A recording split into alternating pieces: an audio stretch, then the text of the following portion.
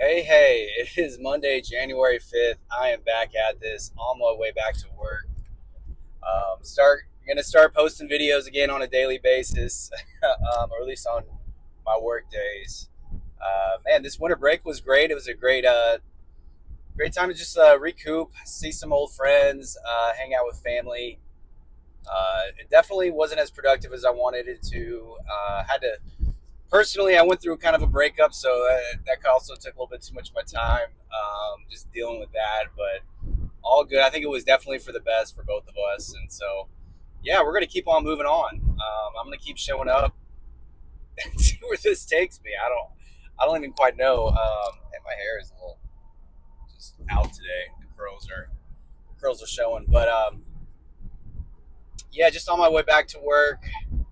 We're gonna see how this all goes. Man, I really got to get my life together. Oh man, I think what it comes down to, and I think for me that I just have to continue to work on, is just sticking to the things that I say I was going to do. It's simple as that. I just feel like distraction, and I don't know if it's just lack of confidence or just being jaded by the world and the economy or whatever is going on. It just kind of makes me feel a little helpless sometimes. I don't know. Oh man, I don't. These are not good or high vibes right now. But I feel like sometimes you do have to vent. You have to kind of speak out loud, and I think that's like the biggest probably lesson I can take from this winter break that I had, break from work, is when those negative thoughts kind of appear, is to just speak them out loud. And I've started doing that recently, and I think it does help. So that would be my tip for today: is when those negative thoughts kind of creep in, just speak them out loud, and then talk to yourself like a parent would to a child, kind of thing. Because you're not doing yourself any good by allowing those thoughts to kind of creep in and I don't know, be part of your identity. Because if they linger in your head, a lot of people might think, oh, it's not a big deal. You're not expressing them out to the world.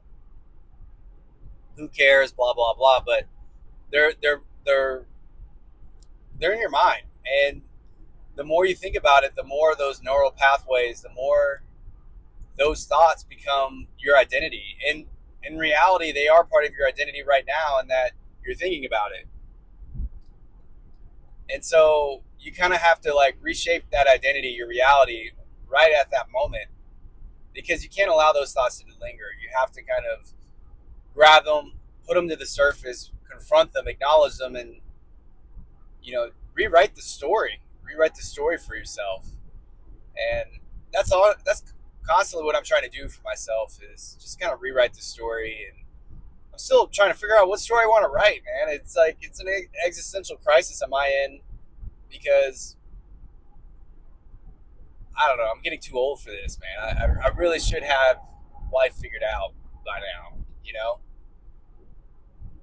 And I think what it is, and a big reason why I kind of went through the breakup and all that, and I mean, granted, I don't think we were right for each other, but I did learn a lot from it.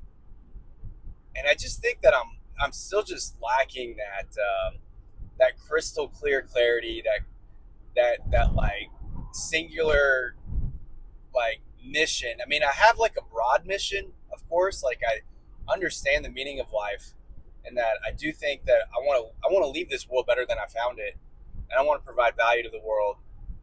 But what that means, what that is, how do I achieve that, and how do I make a living for myself while doing all that, fulfilling all that? I don't know. And then like just how working a 9 to 5 just doesn't fulfill me at all, and I continue to do it, and then when I have this time off to really kind of search for that meaning and search for that kind of mission or conviction to kind of chase and go after, it's like I don't really utilize the time as I should. So yeah, I'm sorry. I'm kind of using this whole video as my own therapy session, you know. Um, but but I have made strides. I'm very proud of myself in that. Um, I've made some, prayers and rituals that I plan to follow on a daily basis, and I think they'll help me. Um, I'm going to continue to just kind of track and manage just the important things, the important habits, the um, things I do want to do and don't want to do. For example, like eating gluten, eating sugar. I don't want to do that. I want to and doing alcohol or like doing any of that. I want to track the last time I did consumed sugar, gluten, alcohol, for example. Sorry. I think it's important to try to track it because what gets tracked gets managed. And I think also it's like without it being tracked, you can kind of lose your sense of self, because you may not think that you're doing something that often, but then when you actually track it, you're like, man, this is actually probably too much, or this is excessive, or not enough. Maybe you think you're working out enough, but when you actually track it and manage it and look at the amount of time, it doesn't quite add up. So yeah, I think those aspects of my like life, I feel like I kind of have a little bit under control. It's just like chasing after that singular conviction, and I think that's where writing comes into play for me. I have to start writing more. I did journal and write a little bit over the break, and it was definitely helpful, but it's not a daily basis thing. It's just kind of like in the moment, and once I get it going, I can get it going, but it's not something I look forward to. It's not something that I'm doing on a consistent basis. So yeah, maybe that's what it is. That's the ticket for me, is just maybe to write more, write and read more. Yeah, and I've been reading a little bit too, but not near. That's also something that I was kind of. I think I want to track this year is completed books. And I think last year, and I tried to do this a few years ago, but kind of gave up on it. But I think it is important to finish books. I don't know. Some people may argue on that, but like they just some people might teach the idea that hey, like if a book is boring to you, put it down and find another book that's more interesting and read that. You know, and then others might say, hey, like if a book's not good, just for that sense of accomplishment, finish it. You know, I kind of in that second boat. I guess it just depends. Like if it's a fictional book and it's just not a good book, and then I'd say like put it down. There's no reason to finish it. It's kind of like a movie. Like if it's a bad movie, don't worry about it. But if it's like a nonfiction book, I feel like there is a little bit more pressure to finish that book because